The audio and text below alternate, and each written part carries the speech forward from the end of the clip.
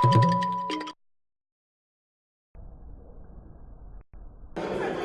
l'occasion de donner aujourd'hui de sortir de nos bureaux et de parler d'un projet qui est maintenant mature, un projet qui n'est pas à son premier adressage.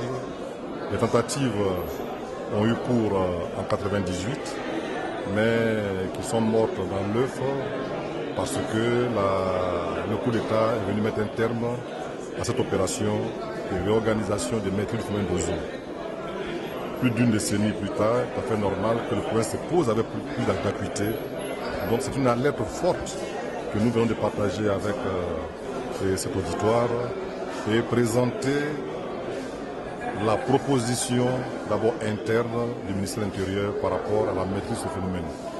Donc je pense que ça a été un rendez-vous donné de recevoir.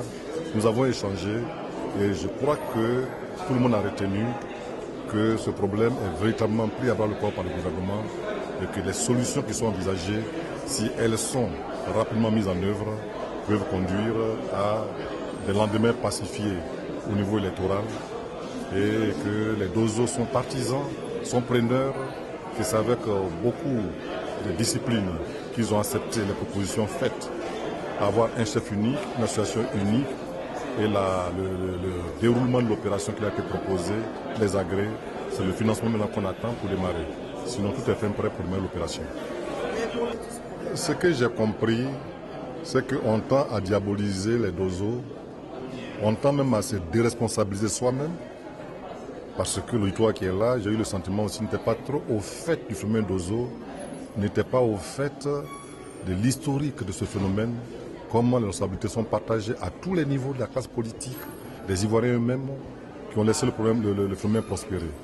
Aujourd'hui, pas qu'ils ne soient pas en phase, c'est qu'on sent une envie d'aller vite.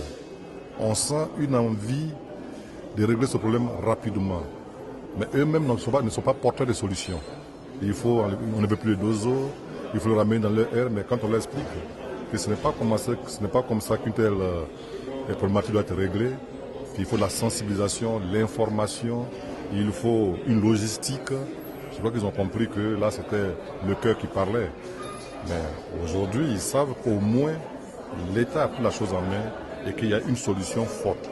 Je leur ai dit que s'il y avait des contributions, mon email, nous sommes preneurs. Et ils n'ont pas de contre-propositions pour dire qu'ils ne sont pas en harmonie. Ils ont seulement dit qu'il faut que le problème soit réglé rapidement avant les élections. Voilà. Et nous sommes d'accord avec eux, il faut qu'on reste au point avant les élections. Mais j'ai précisé que nous avons fait les élections législatives. Nous avons fait les élections couplées, régionales et municipales, sans que les Dozo empêchent le scrutin. Mais cela ne veut pas dire qu'on doit continuer comme ça. Ça a été une chance, mais ils sont disciplinés.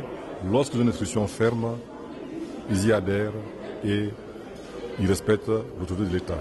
Dans la stratégie concernant la réforme du secteur de sécurité et tout en mettant en œuvre cette réforme et cette stratégie, il y a cet élément qui n'est pas un épiphénomène parce que c'est un problème quotidien, le problème des Dozo. Et aujourd'hui, l'opportunité a été donnée à un plus grand nombre parce que nous savions que le gouvernement travaille sur le sujet. Mais aujourd'hui, il nous fallait, à travers cet échange, cette opportunité, voir le gouvernement exposer à un nombre beaucoup plus important ce qu'il compte faire concernant les Dozo. Et maintenant, nous avons quelque chose sur la table. Et les discussions vont s'engager avec les autorités pour voir par quelle porte d'entrée nous pouvons traduire ce projet dans ses réalités. Pas nous seuls en tant que mission, mais le crédit que nous pourrions apporter à ce projet pourrait enclencher un apport des partenaires et pour renforcer ce que le gouvernement est sur le point de faire.